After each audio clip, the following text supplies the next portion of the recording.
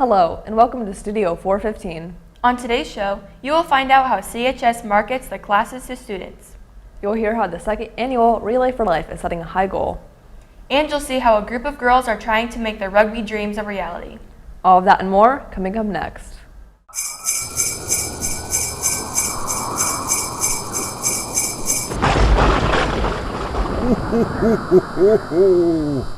Welcome to Studio 415. I'm Claudia Hitzeman. And I'm Katie Colgate.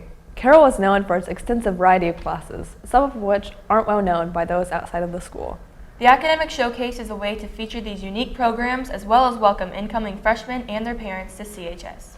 Studio 415 reporter Amelia Cisna has more on the story. Last week on February 8th, the Academic Showcase took place here at CHS. The Academic Showcase is an event that features some of Carroll's advanced placement classes, Project Lead the Way programs, and certain electives. It provides information to incoming freshmen and their parents, as well as anyone interested in advanced classes later in high school.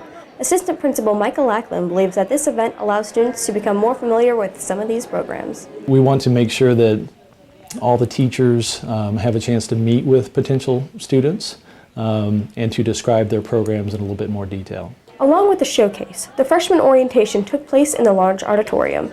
During this meeting, current 8th graders and their parents were given further insight to the requirements for freshman year, as well as for high school in general.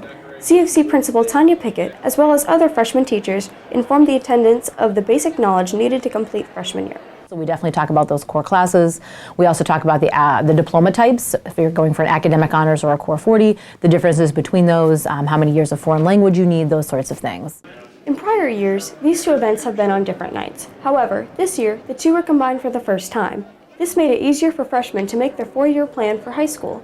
Since the freshman orientation mainly focuses on core classes, there is little information given about the electives or programs offered.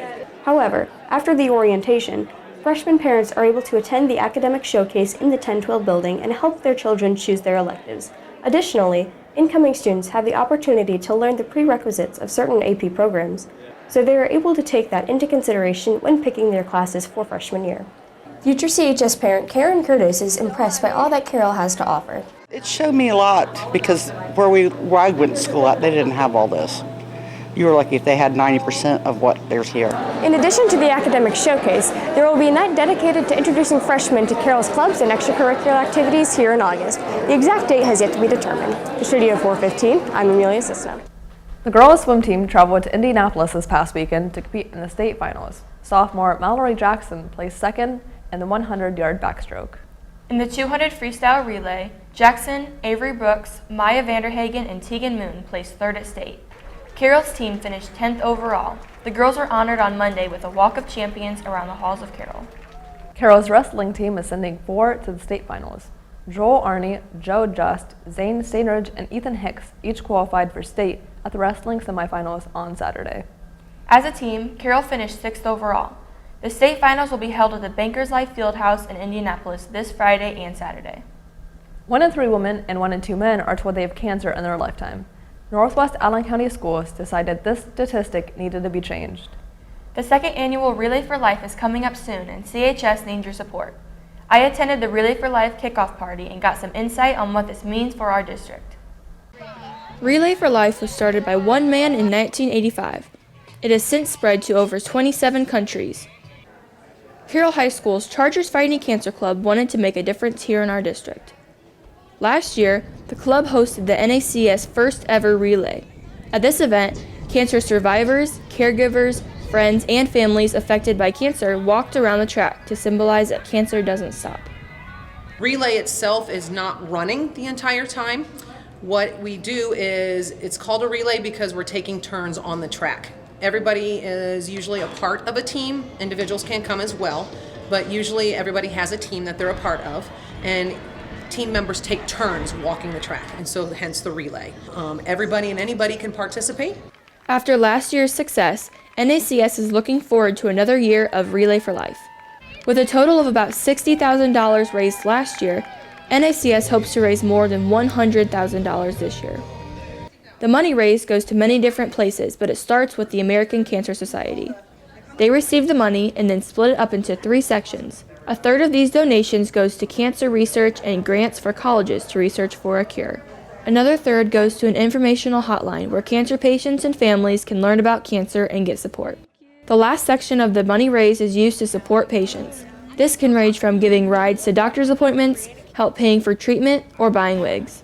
One way that family and friends can support someone directly is by making and dedicating a luminary for them. At around 8 or 9 o'clock, we put out these bags and we put a little candle inside of it, and it's really emotional. We play music, everybody walks around the track. You can actually make a donation for $10 in honor of or in memory of. This is an example. And then you can decorate it, put your loved one's name on it, and it's really fun to listen to their names being read off during the walk. The NACS second annual Relay for Life event is Saturday, May 5th from 3 to 10 p.m. at Carroll Middle School. Fundraising is now until the event. For Studio 415, I'm Claudia Hitzman. Carroll has had a successful rugby club for years now, but it's no longer just for the boys. Studio 415 reporter Johnny Becker joins us in the studio for more on the newest club here at Carroll. From a couch conversation to Carroll's newest club, I had the chance to learn about how girls rugby is prepping for their inaugural season. From an idea to now a team of 25, the Carroll Rugby Club is starting to take shape. Boys assistant rugby coach Chris Carroll is leading the girls as head coach. Most of it was student driven. We had a couple of girls that wanted to play rugby. They approached me about it, so I told them that if they could get me some friends that wanted to play, that we would actually commit and see if we could get a team together, and next thing you know, we had a team. With no seniors, junior Ari Caldwell has taken the leadership role and will be the captain for the season. Caldwell admits that she is still learning the game. I've seen games before, and not a lot of people have had the game experience, and neither have I. I haven't played an actual game, but we all kind of help each other out, and so far we have a really good team bond so far. For most of the girls, this is their first time playing rugby. To help with this, some of the boys' team members have been coming to practice to help the girls learn the game. Senior Christian Only believes this team has the talent to win a state championship. I have very high expectations for this team. I've seen a lot of different games of rugby, and these are some of the fastest girls I've ever seen play. So I have very high expectations, but I mean, with every first year sport, there are going to be a lot of road bumps, but if this team can grow and develop like they are right now, then I expect them to be in the mix for, a state championship by the end of the year. Sophomore Carissa Byman says she was a little nervous at first, but is glad she joined the team. It's enjoyable, it's fun to get to know the game and get to know the girls, but it's definitely different, but it's fun. The girls practice after school on Monday at the Plex North. If you're interested in joining the team, the girls encourage you to do so. They're all just learning. For Studio 415, I'm Johnny Becker. With the high number of students and teachers at Carroll, there are bound to be times when a teacher and student are related. Studio 415 reporter Luke Royu gets the inside scoop on what it's like to go to school with your parent.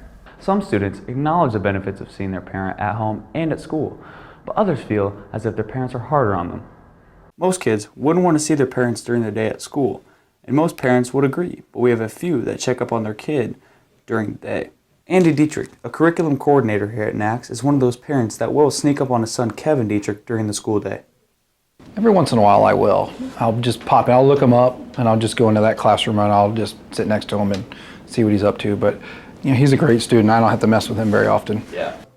Yeah, if he's in there helping out a teacher, he'll come in and see what's up and see what we're doing and everything. Now some parents may not check up on their kids during school, but some may be tougher on them. Sophomore Olivia Slover, daughter of Tim Slover, a math teacher here at Carroll, explains how her father doesn't treat her differently than any other student here at Carroll High. No, probably the opposite. I feel like he tries to not give me special treatment as much as he can, because I had him last semester as a teacher, so I feel like sometimes he's just mean to me. I like having my kids in class, but I don't know that they like having me. Knowing that these students see their parent at home and at school, most of the students say that their home life isn't different from any other normal kid whose parent doesn't work at the school.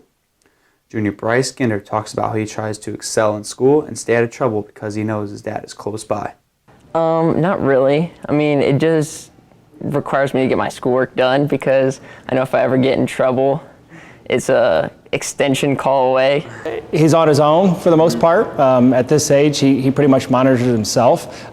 So no, I don't follow him any different than another parent would. Here we are at Andy Dietrich's office, which is located over by the alumni gym, but still close enough to the big building where you can still spy on his son Kevin during the day. For Studio 415, I'm Luke Royu. That's all we have today. Thanks for watching. If you have any story ideas that you would like to see covered, mention them to any of the students in the credits or Mr. Johnston. For all of us here at Studio 415, have a great week, Carroll.